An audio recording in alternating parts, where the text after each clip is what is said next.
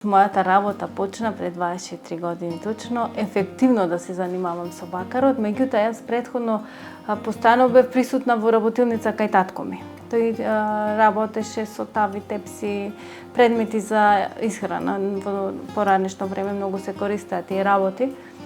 И јас бев главен калфа.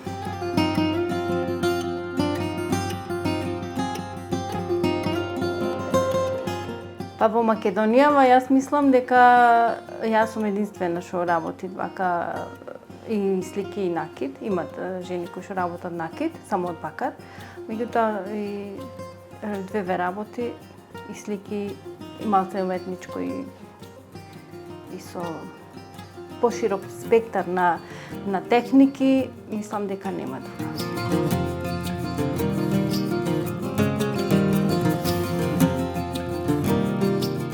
Нечиството во мојата фамилија е почнато веќе од далечната 63-та. Татко ми како дете од неговата 16-та година почнате како калфа, како чирак и после нормално како мајстор. И еве веќе јас сум наследник на него, а се надевам дека и моите деца ќе го продолжат ова што јас го работам.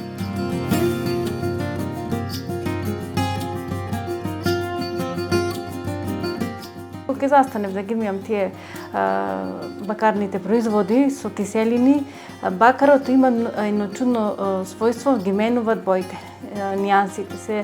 Можеше да се добиете од зеленкаста, од лилава, од црвена и тој сето тоа од една страна го миеш, па следното понатаму си се менуваат.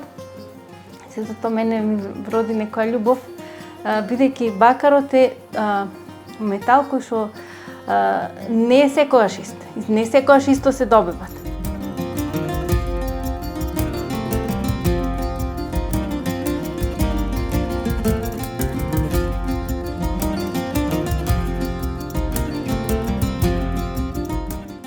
Пример, ако користам, ако треба да го изработам од подебелиот бакар, тогаш користам соковање, тоа нешто слично како респата.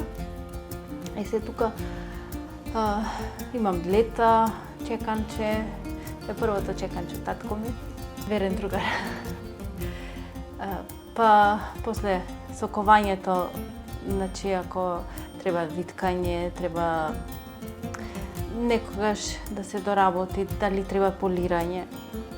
Машински, значи морат некои работи да се сполираат. И понатаму хемиски ги обработувам. И сега, како што ви кажав, хемиски, со различни техники.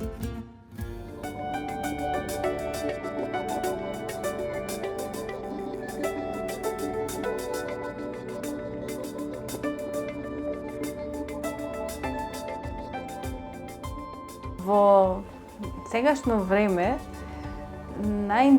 поинтересни се предметите за декорација, отколку предметите за практична примена во домаќинство.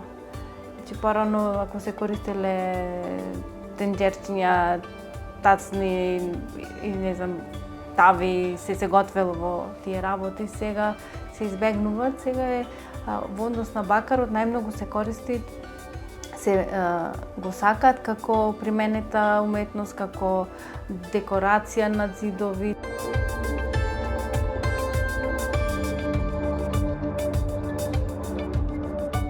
Бакарот како метал е топол метал. Позитивна енергија пренесуваат. Се спроводник на струја. Во поранешно време кованици како монети користеле бакарни. За поклони за свадба, за крштевка, новороденче, за куќа, секогаш било традиција да се подаруваат бакарен производ, бакарно нешто.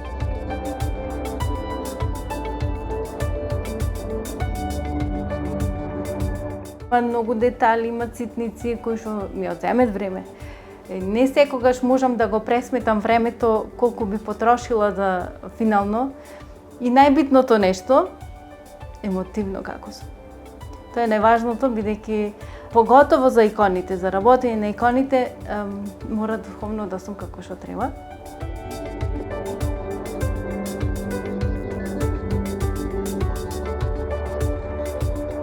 архитектурата ни е специфична за Охрид, сокаците и така натаму. Тука е езерото.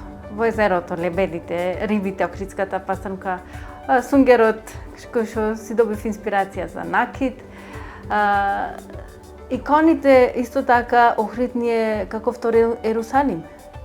И неминовно е дека треба да ги работам икони. Не дека треба, него јас чувствувам желба да ги работам.